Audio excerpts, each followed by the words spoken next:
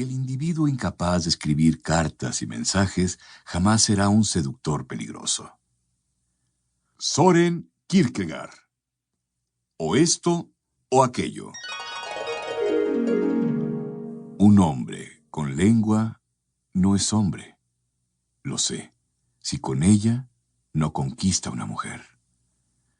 William Shakespeare. Los dos hidalgos de Verona. Claves para la seducción. Rara vez pensamos antes de actuar. Es propio de la naturaleza humana decir lo primero que se nos viene a la cabeza, y usualmente lo primero en llegar es algo sobre nosotros mismos. Usamos las palabras para expresar antes que nada nuestros sentimientos, ideas y opiniones. También para quejarnos y discutir.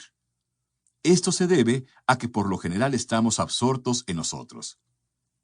La persona que más nos interesa somos nosotros mismos.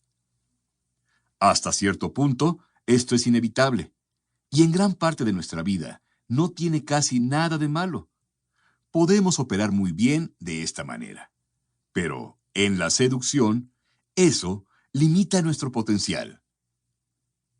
No podrás seducir sin la capacidad de salir de tu piel y entrar en la de otra persona, penetrando su psicología.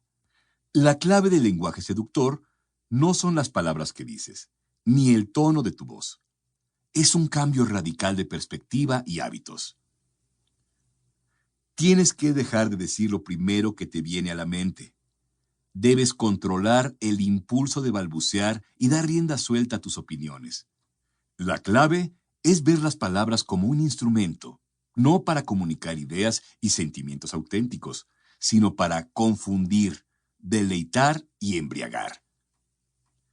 La diferencia entre el lenguaje normal y el lenguaje seductor es como la que existe entre el ruido y la música. El ruido es una constante en la vida moderna, algo irritante que dejamos de oír si podemos. Nuestro lenguaje normal es como el ruido. La gente puede escucharnos a medias mientras hablamos de nosotros.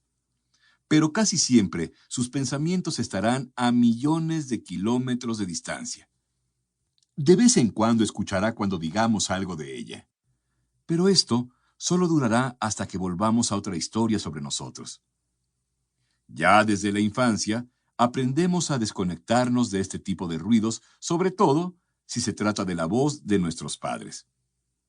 La música, por el contrario, es seductora y cala en nosotros. Su fin es el placer. Una melodía o ritmo permanece en nosotros varios días después de que lo hemos oído, alterando nuestro ánimo y emociones, relajándonos o estremeciéndonos. Para hacer música, en vez de ruido, debes decir cosas que complazcan, cosas que se relacionen con la vida de la gente, que toquen su vanidad.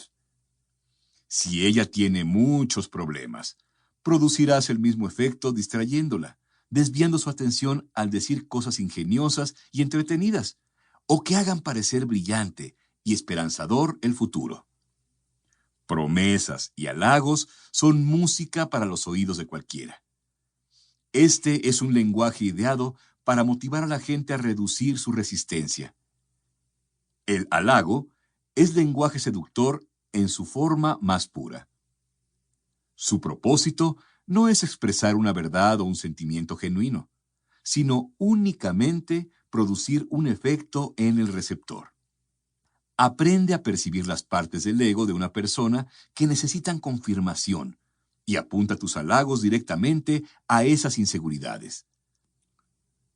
Convierte esto en una sorpresa, algo que nadie más ha pensado elogiar, algo que puedas describir como un talento o cualidad positiva que los demás no hayan notado. La forma más antiseductora del lenguaje es la discusión. ¿Cuántos enemigos ocultos nos creamos discutiendo? Hay una manera superior de hacer que la gente escuche y se convenza: el humor y un toque de ligereza. La risa y el aplauso tienen un efecto dominó. Una vez que tus oyentes